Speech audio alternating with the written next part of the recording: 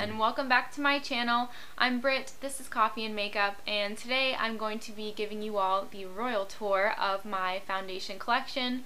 So my plan is to show you all of my high-end foundations first, then move into drugstore foundations, and if you want to stick around at the end, I will then be mentioning the BB cream type products that I own. So first I'm going to start with my very first foundation ever, and this is the Tarte Amazonian Clay 12-Hour Full Coverage Foundation, and it has an SPF of 15. I like this foundation a lot for summer. In fact, I just mentioned it in my summer favorites video, and it's great for summer because it is somewhat mattifying and it helps to control the oily shine that you sometimes get in the summer from oil or sweat or what have you. So I really like it for that. It is a little too drying for me in the winter, so I definitely use this more and reach for it more in the summertime. It's also my only full coverage foundation, I would say, truly full coverage, and so I use this a lot for when I'm going to events or that sort of thing where I want a little bit of a heavier coverage than I would normally go for. And this foundation is pretty high price point. I believe it's $38. But it is definitely worth it, and I will be repurchasing this foundation if and when I run out, because it definitely serves that purpose for me of being a go-to summer foundation and also a great full coverage option for events. And that is the Tarte Amazonian Clay 12-Hour Full Coverage Foundation. My next high-end foundation is the Estée Lauder Invisible Fluid Makeup. Here it is right here, and I just got this recently, but I really love it. If you have dry skin, then you probably know the struggle of trying to find a great makeup for dry skin that isn't too dewy or oily looking, especially if you're not going for a dewy look or you don't prefer them. And this foundation is amazing for that. It is a very sheer coverage, but it dries to like the perfect just texture of skin. Like sometimes foundations I feel don't really set on the skin and you feel like you're wearing foundation, and if you touch your skin, or if, I don't know, your boyfriend or your significant other is touching your face, it kind of feels gross, and I don't like that.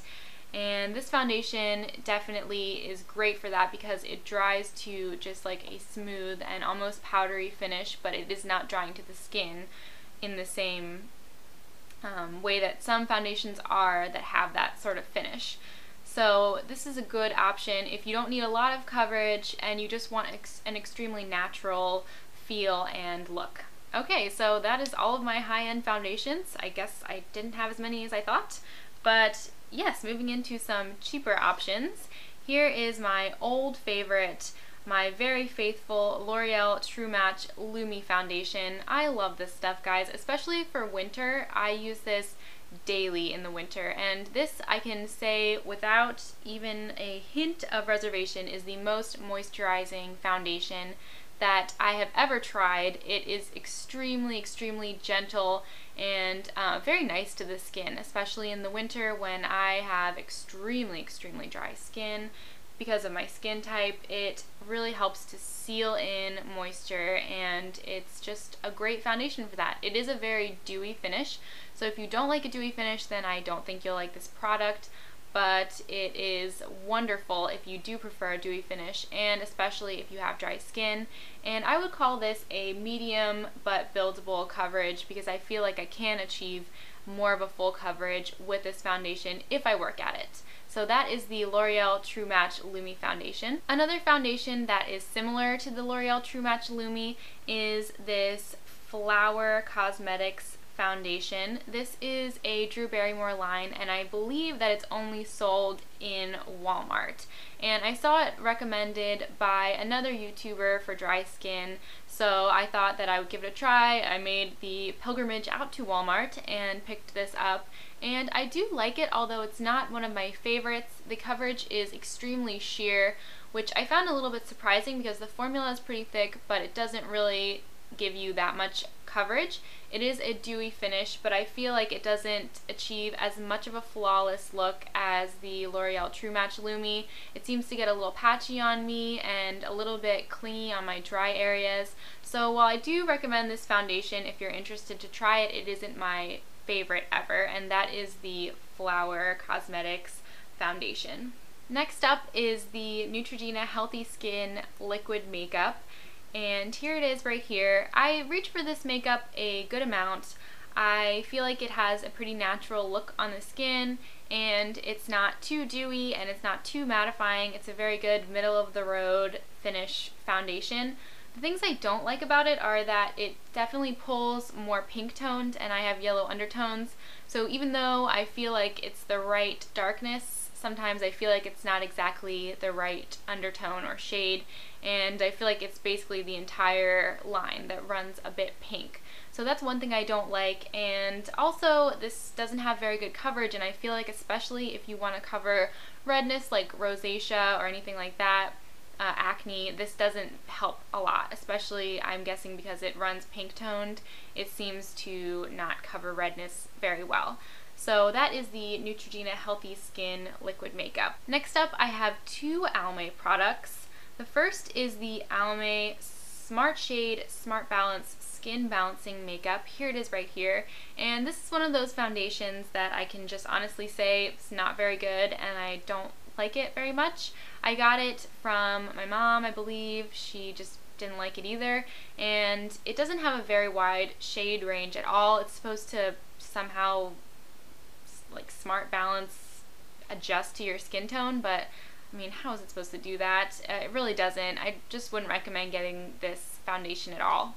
And the other Almay one I have is the Almay Clear Complexion Makeup with Blemish Heal Technology, aka salicylic acid, and this is a really decent foundation, I would say. If you have acne, it's kind of a catch-22 because this is a very light coverage foundation, so even though it has salicylic acid in it, it's not going to cover your acne, so I feel like they probably should have thought of that before trying to market it as a foundation for people with acne.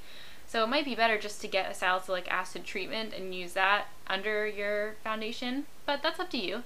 And the reason I like it is because it's similar to the Estee Lauder Invisible Fluid makeup in that it dries to a really touchable finish. It's just like almost powdery but doesn't look powdery, and like I said, the coverage is not that good.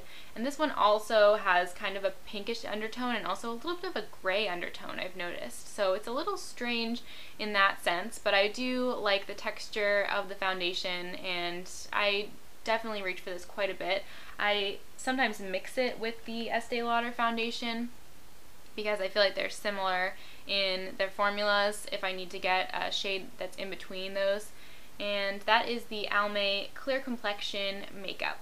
So lastly, we have two not quite foundations. The first is the Sephora CC Cream. I got this and I thought that it matched me in the Sephora store, but of course that lighting can be sort of deceptive. And then when I went outside, I realized that it had oxidized to this terrible orange color.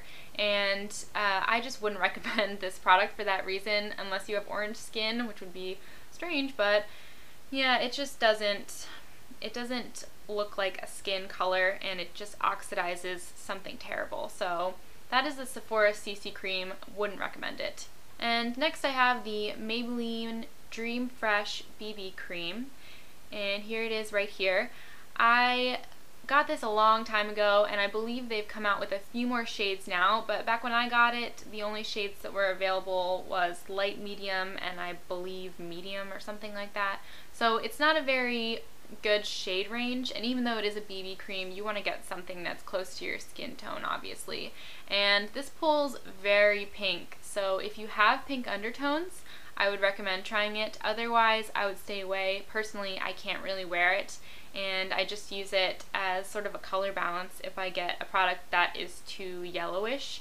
But other than that, it's completely useless to me because it does pull extremely pink and just looks strange on my face. So those were all of my foundations and foundation type products. I hope you guys enjoyed this video, and if you have any questions about the products that I mentioned, then you can just leave them below and I will be sure to answer those. I hope you guys are having an awesome day, and I will see you all in my next video. Bye guys!